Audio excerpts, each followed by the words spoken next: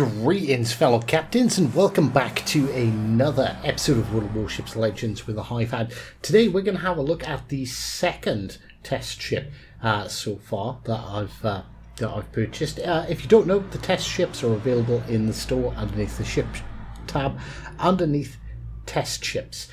So basically, you pay 1,000 doubloons to rent the ship for a week. You do get a token that gives you 1,000 doubloons off a purchase of another ship. So if you're planning on buying a new ship, then you might as well test one for a week, and yeah, you get that 1,000 doubloons back. If you just want to test the ship and know whether you're gonna want to purchase it in the future, then like same thing, like go ahead, and then you've got the token for 1,000 doubloons off it next time. One thing to note, that these ships are under test, so they may change. So that is definitely something that I would consider definitely going forward. So whilst this battle starts, whilst this battle kicks off, it's a bit of a quiet start. We'll just give you a quick overview of the Hampshire. So the Hampshire has the short fuse armor piercing shells, like the Edinburgh, like the Plymouth, but they are 203mm guns. So they're large caliber, but they are short pen. It has sequential torpedo launchers and is only equipped with armor piercing. So this is the first heavy cruiser with no HE available to it, which does make a difference. You have 25mm plating. The armor belt is 27mm. Your citadel belt, I've got to try and remember, this is 152. The top of your citadel is 64, and you have a 30mm deck. So all round, it's reasonably well armoured for a cruiser, but you don't want to be going into sort of direct fights against battleships. But it's definitely very good against cruisers. So here we go. We've got our first salvo off towards the Belfast 43. There won't be a whole lot going on. There we go. We score a citadel. We score 12,000 damage. We score a pair of citadels with, I think it's 4,800 each. And there's just going to be some ducking and diving going on. So what I'm going to do is quickly run through my build. So I'm using Aiming Mod Systems 1, Rudder Mod 2, Rudder Mod 3, and I'm also using the main battery mod 3 on the Hampshire. I am running William Tennant as my commander, with Andre Lemonier and Kenichi Makawa as inspirations. As you can probably tell, I'm running the Ingenious perk. I also have Full Speed Ahead, Velocious, and Steer Clear. I'm basically, because you're squishy, I'm gone for a full agility build. This thing has like a 3.3 second rudder shift time. So yes, Hipper would approve, I believe.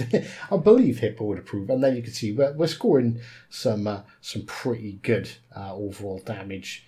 That was another nice little salvo on that Sean host. I think we surprisingly hold up quite well against the Sean host. We've also got a couple of the DDs shooting at us. We're targeted by 3 ships, so I'm trying to keep on the move. There's a bunch of torpedoes heading in towards us as well, and there's the Prince Heinrich. Is he a full secondary build with those secondaries, or is he firing HE out of his main guns? I'm not entirely sure. And in classic Hive style, we slam it straight into an island. In my defence, if you look at the mini-map, you can't see that island because it's so bloody small, but all that ocean, and yes, okay. I found that island. Leave me alone. it's kind of my base trait. And we managed to score a torpedo hit on the Heinrich there. Both the Scharnhorst and the Heinrich are spotted. This Scharnhorst is, like, I think he's really got in for me. In all fairness, where he's positioned himself, I am the only target. And then go again, a reasonably good salvo. Because of the short fuse, we're going more for the superstructure. Obviously, we've got those 2 DDs in C are kind of, screwing with our progress a little bit. So we are going to see if we can focus down this Heinrich and get him out of the out of the battle. Get him out of our way. There we go. 6,000 from a salvo. Gonna get a second salvo off of him now. And there we go. We pick up the kill, get three penetrations. Even though we were aiming at the superstructure, we get penetrations in Hampshire, whereas we might not have got penetrations in something like the Albemarle because it doesn't have that short fuse ability. So there we go. We've got the Scharnhorst, got the Belfast 43 over there. The DDs have gone into our D cap, but we're up. We're up by 2 ships. So although they've got the cap advantage, we have the overall advantage at this point in the game. So we're going to do our best to try and keep that. So, whilst we're on the subject, these are test ships, so they are subject to change. So my feedback would be, why on earth would you play the Hampshire when the Plymouth exists? I know the Plymouth is a light cruiser, okay, don't get me wrong, I understand that. But the Plymouth just seems to be able to do everything the Hampshire can do, but better, without it having that ability to use HE. Any bow tanking ships, particularly battleships, you're really going to struggle to do any damage on. You're going to have to push around, you're going to have to get on flanks, which in all fairness is exactly what you do in the Plymouth, but the DPM on the Plymouth is just so much better. Don't get me wrong, Hampshire does have sort of that bigger hit. Like you can one shot a lot of cruisers, but like you've seen when we were hitting that Scharnhorst and the Henrich, we were hitting 5-6k. Like the Plymouth can do that, but it can do it every 4 seconds or 5 seconds instead of every 8 seconds. So I think it's a bit lackluster. It doesn't really have much utility with the sonar and the plane. It doesn't have a super heal, so it just seems to be lacking. It's not a terrible ship. I've played quite a few games in it now, and to be honest with you, I'm actually quite enjoying it. I don't mind it. But I honestly, in its current state at least, I would not buy this ship. I would not put my hands in my pocket and buy this, even though it's British, because I'd be like, yeah, but I can just use the Plymouth. I've got more DPM. I've got more utility with the choice of radar or smoke. It just gives you a lot more options. The Hampshire truly is a support ship. You need to have the support of your teammates. And there we go. Like, see, again, it's definitely not a bad ship. We've scored a high caliber. It's just, honestly, like in this match, if I was in the Plymouth, I feel like I would have had a better time. And I probably would have surpassed the high caliber mark as well, just by the sheer amount of DPM. But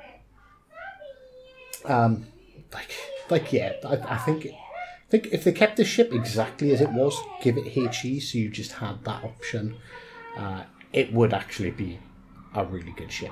Now, unfortunately, the rest of this match is going to be a complete snooze fest, because their last battleship is about to go down. They're the opposite end of the map. There's absolutely nothing that we can do about it.